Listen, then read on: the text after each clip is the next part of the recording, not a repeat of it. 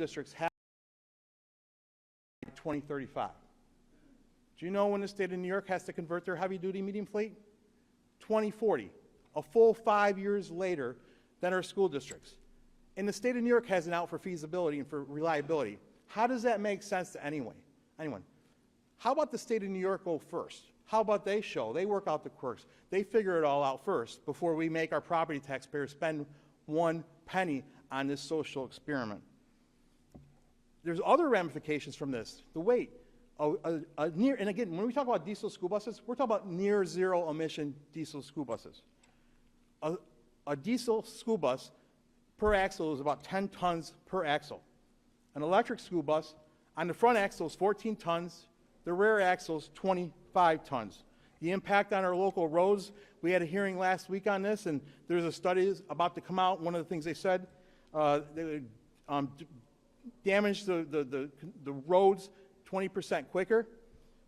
We know about the range issues, increase the per mile cost for maintenance $20,000 to $50,000, increase costs for rehabilitation, for reconstruction $500,000. This is happening too quickly. We need to pause. And even in the budget hearing, I mean, the governor, and I asked the media to ask the governor's office and the speaker this question: why are we making our school districts go first on this? Why doesn't the state of New York do this first? And the governor's office said, well, we have $500 million in the Bond Act, and we have this federal money coming in. During Harris, at the budget last year, when we asked the question, if you combine all that money, there's enough to purchase 3,000 school buses. We have a fleet of nearly 50,000 school buses. So the rest of that is going to be borne by the property taxpayers of this state. Ladies and gentlemen, this bill is the right bill. Give the choice to our school districts. Give them the choice to opt in. If they want to do it, great. Don't mandate it on them. Make the state of New York go first. And as we move forward with this, and with our energy plan, we need to make sure it's feasible. We need to make sure it's reliable. We need to make sure it's safe. And we need to make sure it's affordable. We need to pump the brakes on this thing right now. Actually, we need to slam the brakes on this thing. The governor should realize that and hope she addresses some of these questions. And let's make New York go first. Again, let's not make our school districts, our local property taxpayers, be the guinea pig for this social experiment that's not worked, that's not feasible, and is really problematic if you just have to talk to them. So thank you very much, Robert. I appreciate the time to be here, and thank you for being here. Thank you very much. So next up, I've got Assemblyman Scott Bendet. Scott?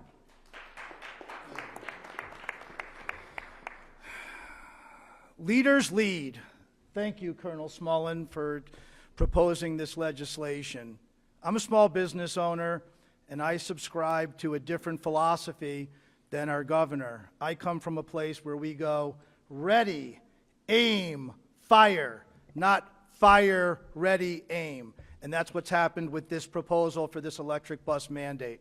In my district, I have one school district that has participated in this program, and one of the most views on Facebook was when the electric bus broke down and had to be towed by a gasoline tow truck. This is a policy that is unaffordable, unreliable, and unattainable. We don't want it. Our school districts don't want it. My own personal school district just had to go through a $500,000 project to change their name from the Warriors, because they didn't let them use the name Warriors.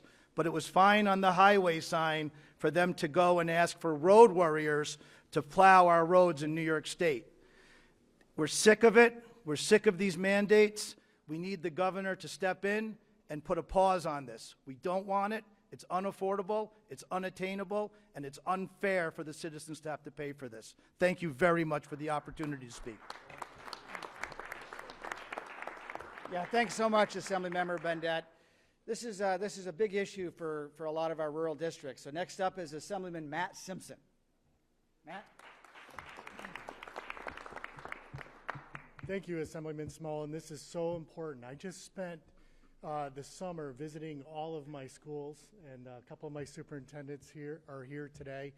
And the common theme that I heard is that they were working diligently on accomplishing this goal, this aspirational goal set by the legislature.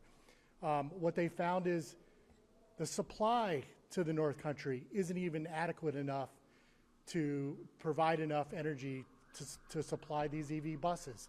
And if the school district was to go forward with that project, it was going to cost them millions of dollars to just upgrade the entrance into their facility. These costs are astronomical. Many of the superintendents told me that runs that are currently covered by one bus are now going to require two buses. A bus in the morning and a different bus in the afternoon because of the charge times and the cycle times on these EV buses. This is unproven in the rural North Country school districts, and we need a pause. It isn't that our school districts are not looking at an effective way to implement this. There isn't a way to do it. There is no help from New York State. You know, we have grants, we have billions of dollars, millions that the state is appropriating towards this, and at what cost? Is it the primary function of government is to educate our children? Look at the billions of dollars that are being put into a program that doesn't even have a feasibility study that addresses these challenges that our superintendents are bringing to us. And now we're at a stalemate because these proposals are going on a ballot, and who has the say? The taxpayers at this point, and they vote down that proposal for a new EV bus. We've asked, what happens then? Does the school district still have to comply with this mandate? There's no answers. I think that there isn't a member here in the legislature that doesn't understand that this isn't going to work, which proves my point. This is purely aspirational. It's a narrative that's being put out there. There isn't any scientific, there isn't any study, any engineering that has been done to support this program. And we need to stop it now before it gets out of hand. This is coming at a cost of education. Last year, the governor proposed a budget that would cut foundation aid. This year, we have a new formula that's going to affect some districts positively, some negatively. Why isn't that a higher priority than trying to meet a mandate that's impossible to meet in New York State? The education of our children is a primary function of our superintendents and school districts, and we need to stand up for them. So that's why this legislation is needed.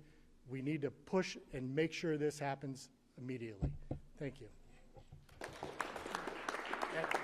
Thank you so much for Assemblymember Simpson. Next up is our great Senate partner, stands up for upstate New York, Senator Joe Griffo. Come on up, Senator.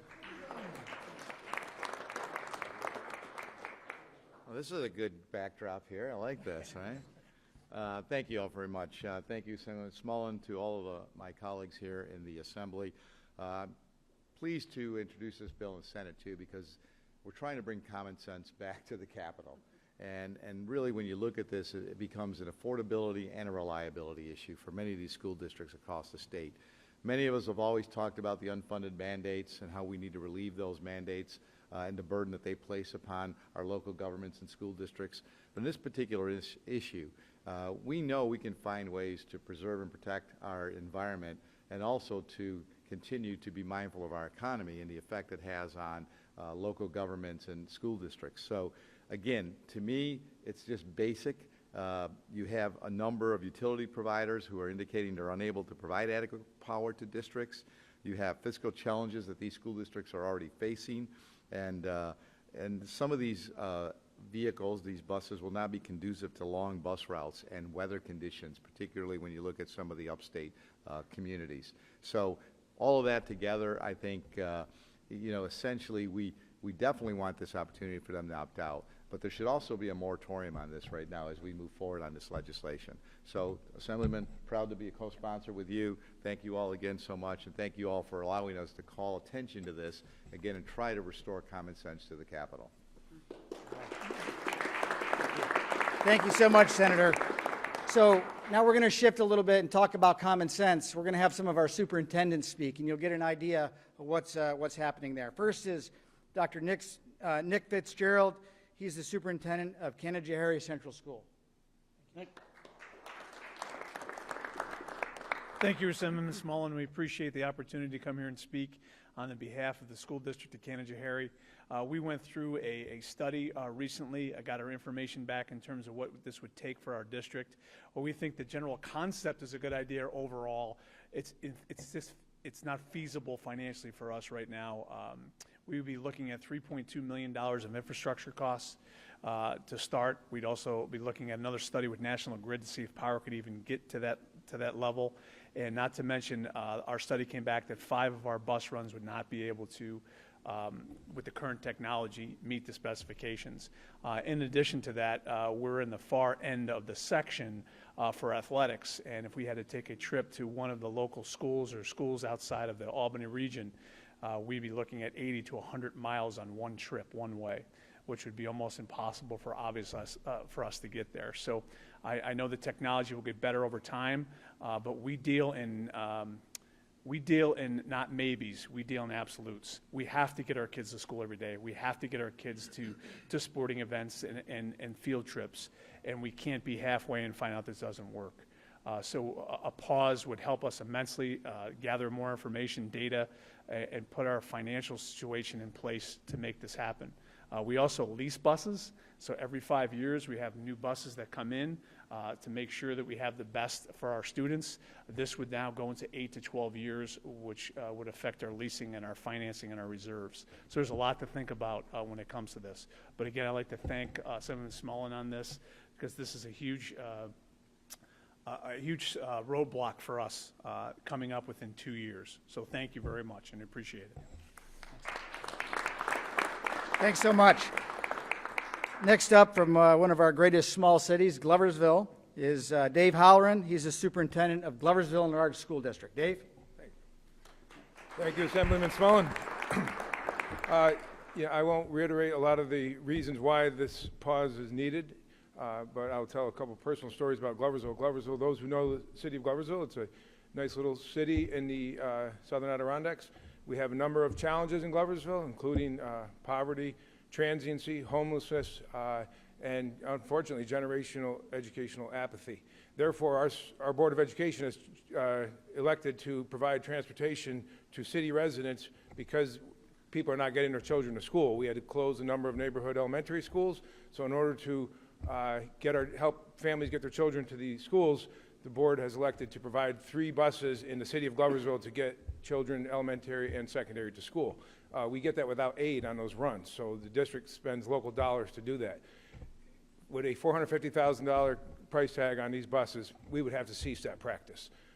What costs us now, roughly $600,000, would be $1.5 million, and that's something that we are not able to sustain.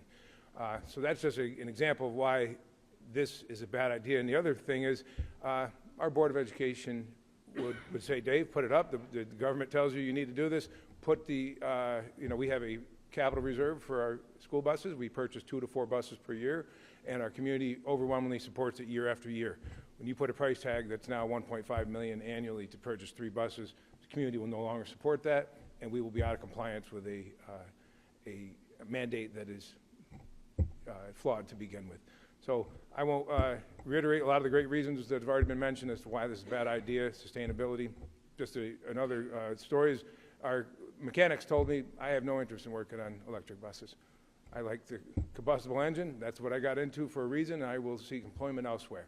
And those colleagues behind me, I'm sure, will tell you, finding qualified people in various aspects of school district management, from teaching to food services to cleaning to maintenance to bus drivers and bus mechanics, is difficult in the current climate to find. You continue changing something and ask people to start working on something that they did not sign up for 2 decades ago, they will move to the private sector and find employment elsewhere.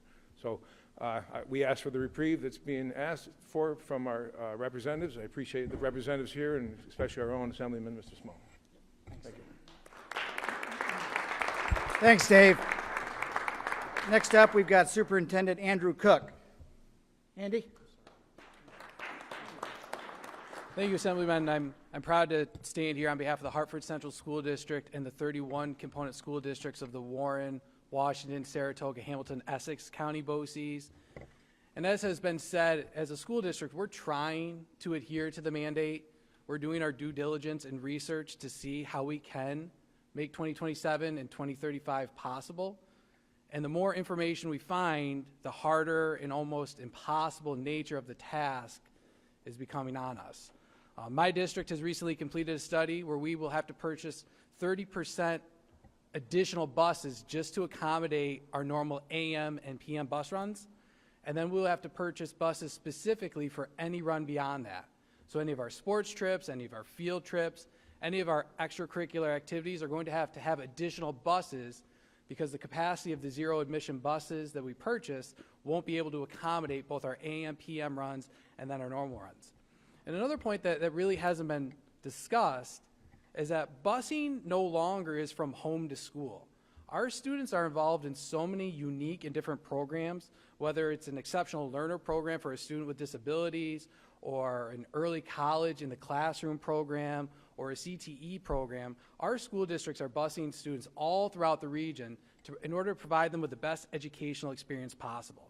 With the zero-emission bus mandate, having to look at the miles and the capacity of those vehicles to be able to transport our students just to their basic functions is a monumental task that we're not going to be able to do. And so we're going to have serious conversations on the local level of what programs and opportunities we're going to be able to provide for our students moving forward. One good example is our FFA just went to the National Convention in Indianapolis. It's a wonderful learning experience, leadership academy for our students that they value every single year. That would have to cease. We would not be able to provide that opportunity because there's no way we could transport students from Hartford, New York to Indianapolis on a zero-emission bus unless there were charging stations all throughout that corridor, and then we're asking our chaperones to stop with students at rest stops and sit there and wait for hours on end to charge the vehicles just to go back and forth. So in addition to all the excellent points that my colleagues have made and that our legislative representatives have made, we really need to look at how this is going to impact directly the students and the educational experiences that we're able to provide them if this is moving forward. I think this proposal of a common sense proposal is a great idea. Allow those school districts who are ready and want to join in, and those school districts that might need a little bit more time or their communities are not behind it, allow them to continue with their current practice. Thank you very much.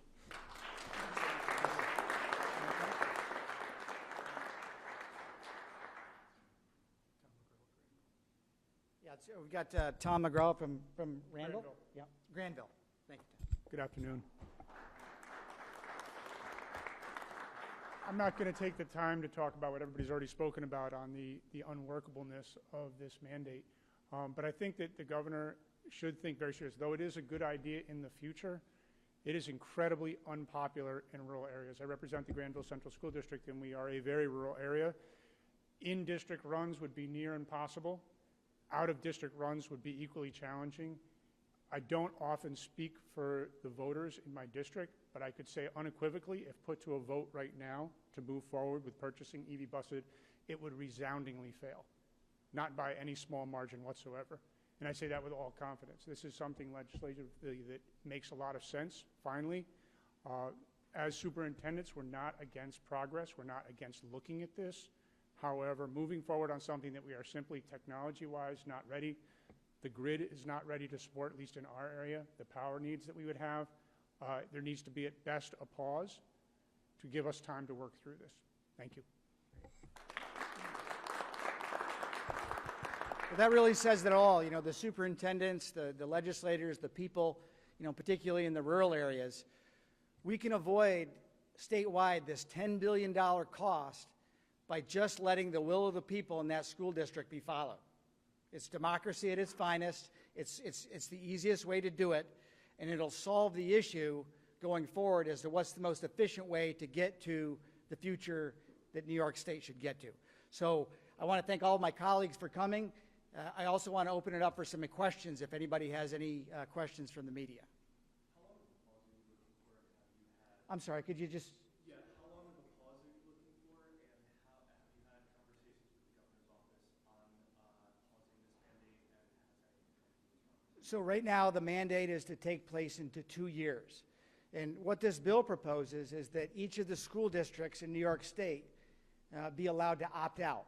That school board, the voters in that district, the taxpayers, would be able to all get together and make a decision. Do we or do we not want to buy these electric school buses?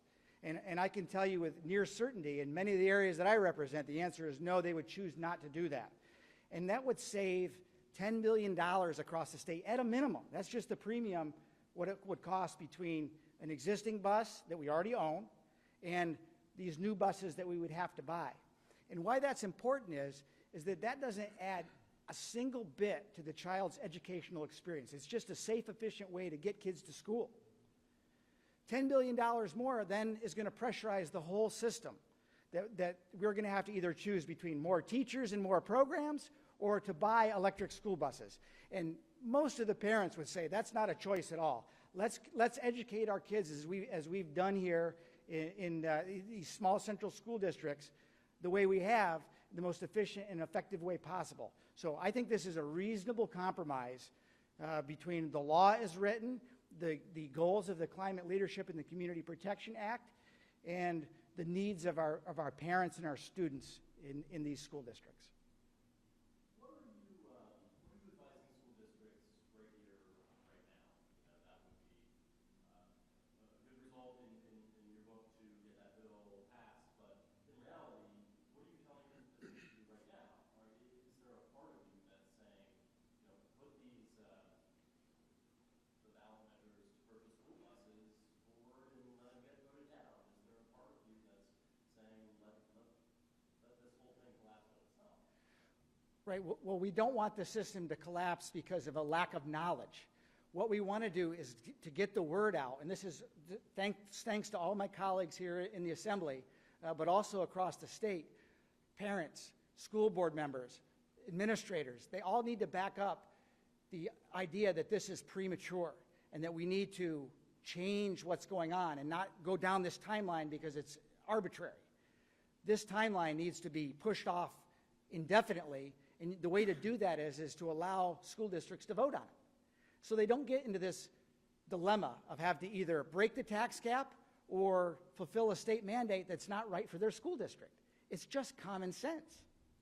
Should a district that's superintendent fine going back to the spot, but should they wait and try to wait this out? Maybe there's some success on the legislative side, or do they have to be rapid with this right now? I think they should all act by letting their opinions be known and letting the will of the people in the 700 plus school districts in New York State be known that this is not the right policy for New York at this time. You can't force technology before it has matured, plain and simple. Yeah. And that's what they're doing, forcing this technology before it has matured.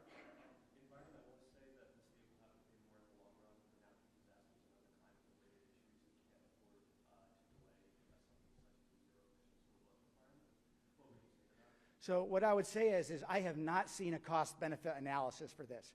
If someone can please tell me what the carbon savings are, how many tons of carbon are going to be saved by these electric school buses, and then we can weigh it out amongst all the carbon emissions in New York State, within the United States, and on a global basis, then by all means, I'll be happy to take a look at that. But I haven't seen that analysis at all. Robert, can I add something? Yeah, go ahead, Phil. Phil's the expert on it. First of all, your question about environmental saying we can't stop. New York contributes 0.4% of total global emissions. China contributes 30%, has 1,000 coal plants and building more every week. In fact, last year they expanded their coal generating capacity by 70 gigawatts. 70 gigawatts is double our whole total generating capacity with wind, solar, hydro, natural gas, nuclear, and oil. So, and then if you add India and Russia, that's 40%. Do you think they're going to help us meet our climate goals? I mean, no, that's not going to happen. And what we're doing here only affects New York. It doesn't affect Pennsylvania, Ohio. It doesn't affect anyone else.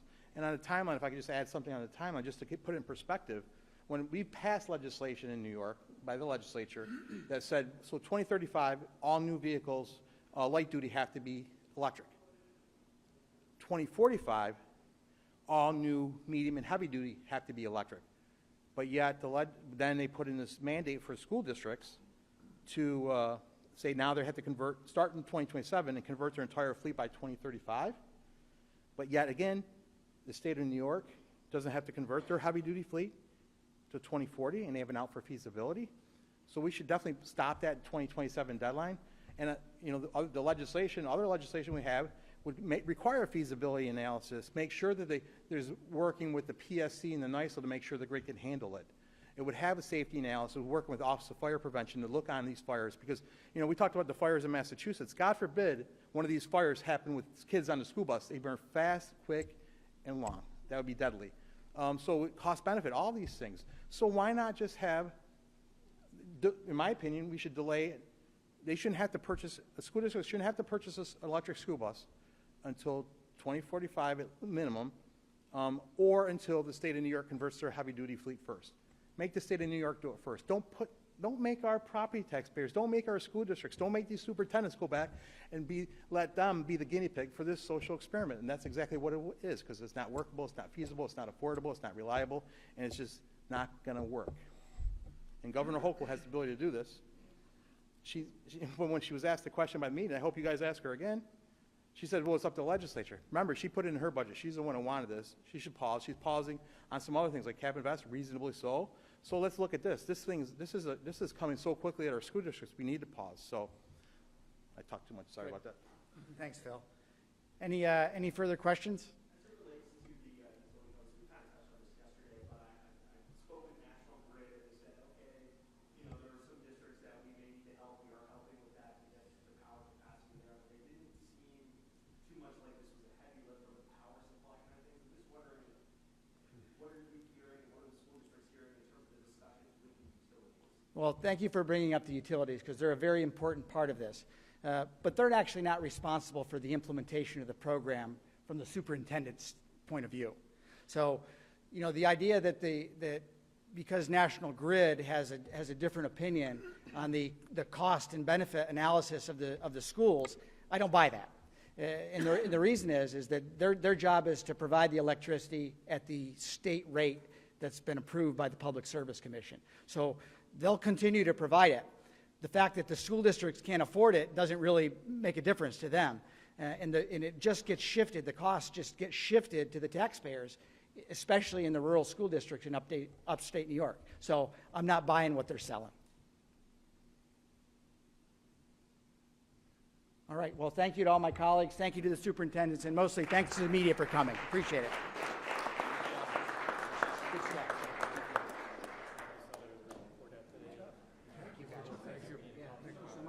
Sorry we're late, we're getting held up in We're up. They're out this morning.